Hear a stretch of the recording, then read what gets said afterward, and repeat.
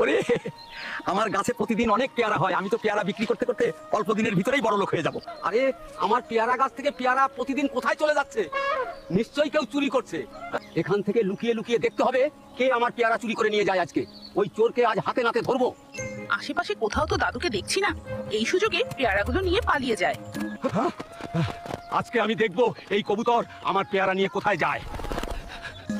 এই তো বাসায় চলে এসেছি, তাড়াতাড়ি ঘরের ভিতরে ঢুকে পড়ি। ও, বুঝতে পেরেছি। তার মানে কবুতরটি মা হতে চলেছে, এই জন্য খাবার সংগ্রহ করে রাখছে। হায় আল্লাহ, এখন তো অনেক ঝড় বৃষ্টি হচ্ছে, আমি এখন কোথায় যাব, কোথায় থাকবো? এখন তো অনেক ঝড় বৃষ্টি হচ্ছে, তাড়াতাড়ি গিয়ে কবুতরকে উদ্ধার করতে হবে।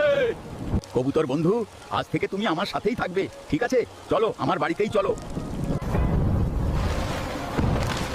আরে কবুতর, তুমি তো অনেকগুলো ডিম পেড়েছো। তোমার ডিমগুলো দেখে আমার খুব ভালো লাগছে। দাদু, দেখো দেখো,